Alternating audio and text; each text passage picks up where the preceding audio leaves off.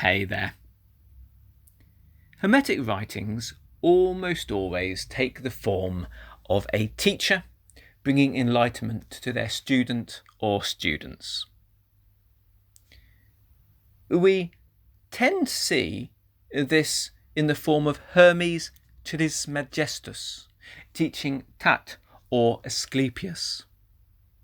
But there are some less known works where it differs significantly. In these we see Isis as the teacher. The most extensive of these works is one called Kori Cosmo. And in this, Isis is teaching her son Horus how to restore his eye and his divinity with it. The implication is clear.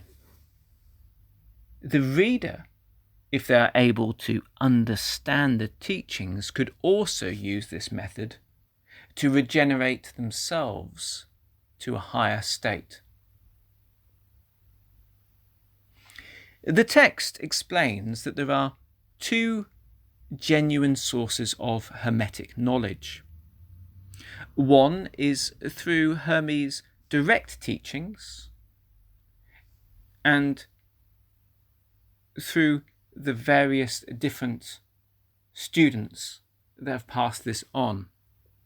The other is through Isis, who, as the queen of nature, can see the mysteries of Hermes placed within the whole of existence, and she can teach this directly as well.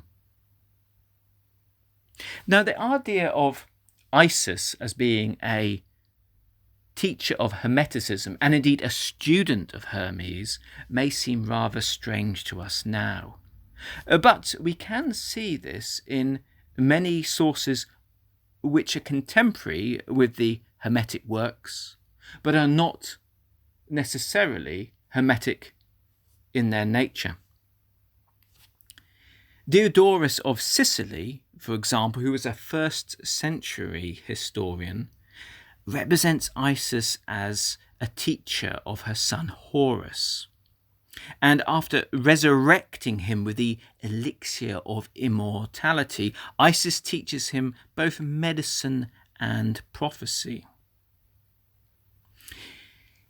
In the Hellenistic and Roman periods, you see many different texts where Isis is a queen of culture, and she teaches humans how to grow food, take part in farming, make medicines, and how to live in a civilized way in general.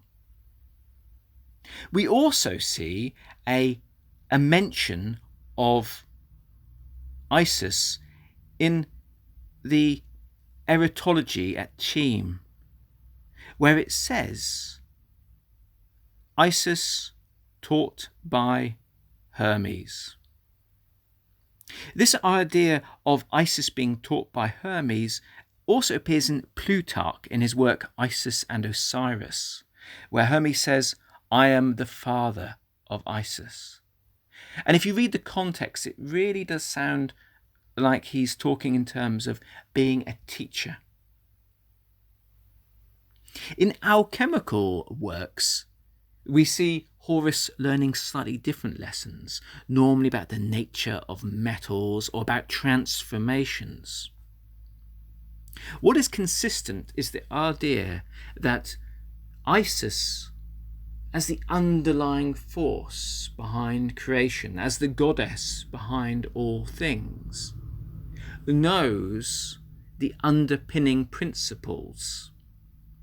And this concept of learning directly from nature or directly from the world as your teacher is something that continues in Hermeticism even to the modern day.